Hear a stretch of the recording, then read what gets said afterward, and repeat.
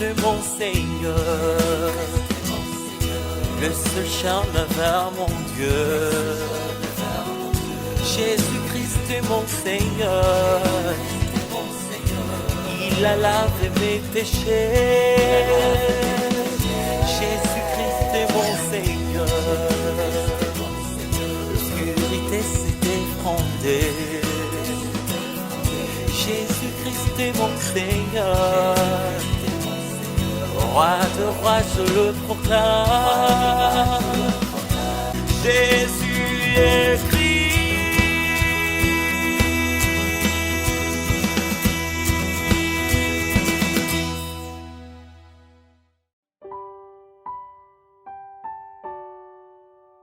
Soyez guéris de votre maladie et portez-vous bien au nom du Christ de Genèse 3:15.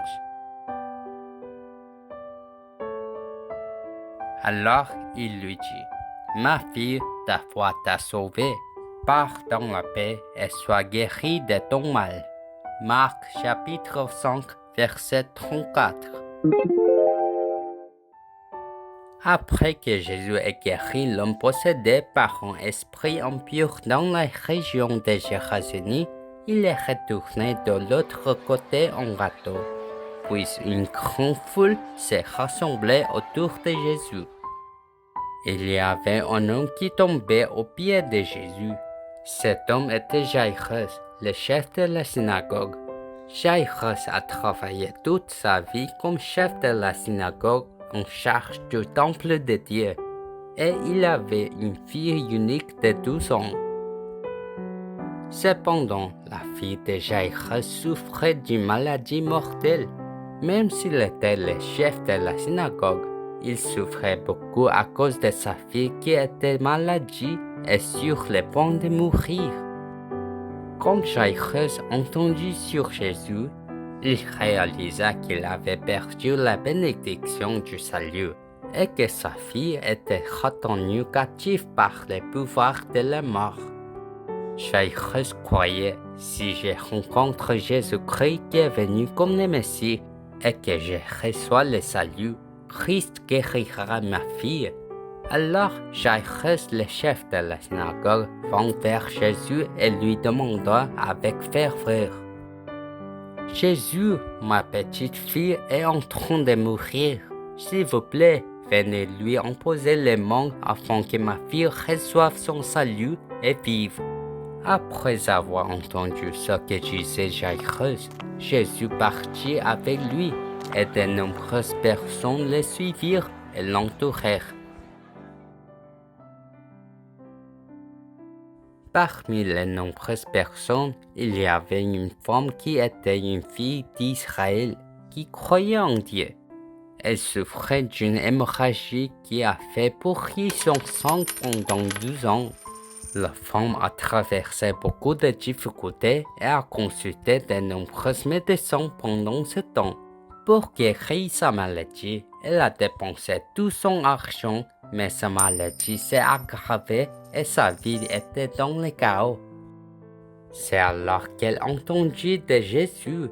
La femme avait la foi que si elle pouvait simplement toucher le bord des vêtements de Jésus, elle recevrait le pouvoir d'être sauvée et guérie. Elle a alors décidé, je dois d'abord rencontrer Jésus-Christ et être sauvée. La femme s'effraya en chemin à travers la foule et toucha finalement le bord des vêtements de Jésus par derrière. À ce moment, son saignement s'est arrêté et elle se sentit guérie. Jésus réalisa que la puissance l'avait quitté. Alors il se retourna et demanda, « Qui touchait mes vêtements ?» Lorsque la femme apprit ce qui s'était passé, elle se présenta devant Jésus, tremblante de peur. Elle lui dit la vérité. Alors Jésus dit à la femme, « Ma fille, ta foi t'a sauvée. Pars dans la paix et sois guérie de ton mal. » À ce moment, quelqu'un est venu rapidement et a dit à Jairus, « Votre fille est morte. » Alors Jésus les écouta et dit au chef de la synagogue, Jairus, n'ayez pas peur et portez-vous bien. Votre foi vous a sauvé. Vous et votre fille portez bien et vous êtes libérés de la maladie. Comme Jésus l'a dit, Dieu de Genèse 3:15 a répondu. La fille de Jairus, qui était réellement morte, a été libérée de la loi du péché et de la mort et est revenue à la vie dans un corps en très bonne santé.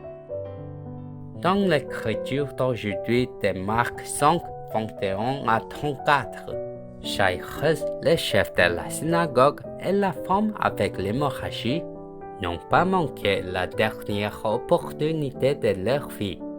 Pour eux, guérir la maladie n'était pas important, mais ils avaient absolument besoin de le grand salut.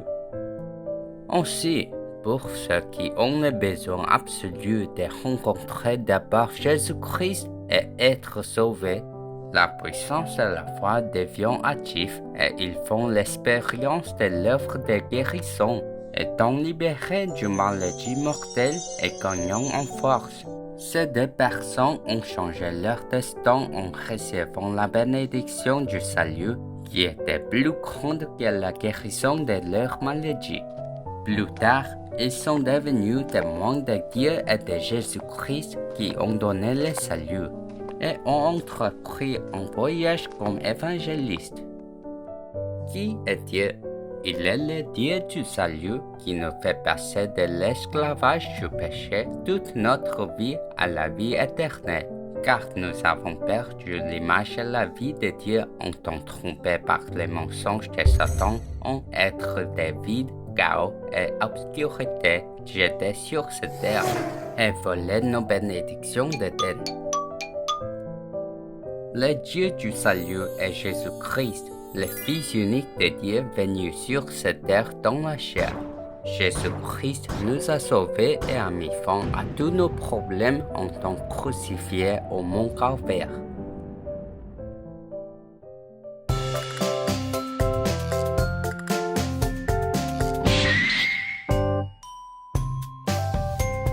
Genèse 3:15, l'alliance se dit, la postérité de la femme. Jésus-Christ complètement écrasé, la tête de Satan.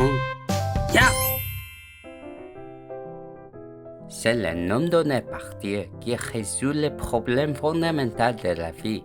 Si vous connaissez les secrets de Jésus-Christ de Genèse 3:15 qui écrase complètement la tête de Satan, croyez et acceptez le nom du Christ, votre âme sera sauvée.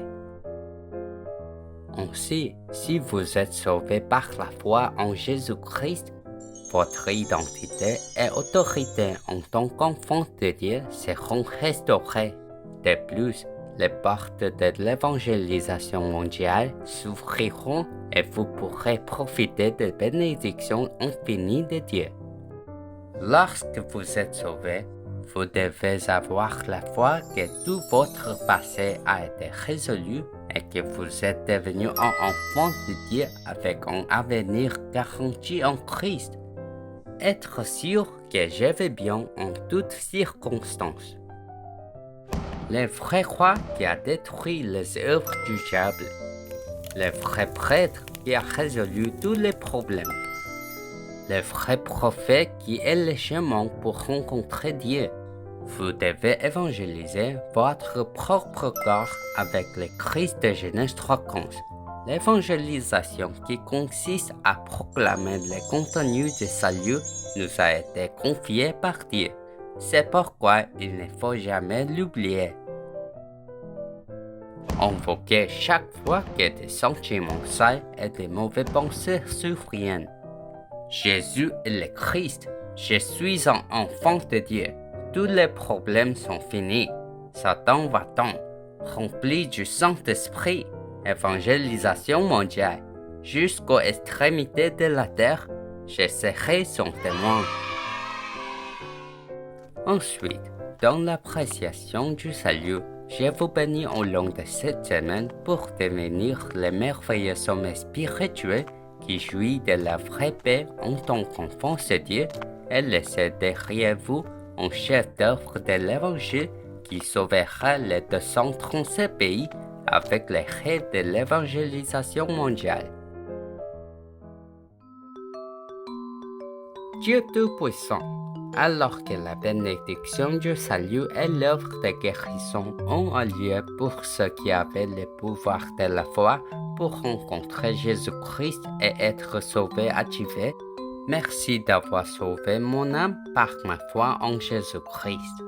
Puissais-je imprimer Genèse 3:15 le nom du Christ dans mon corps et écraser la tête de Satan qui m'entraîne vers de mauvaises pensées.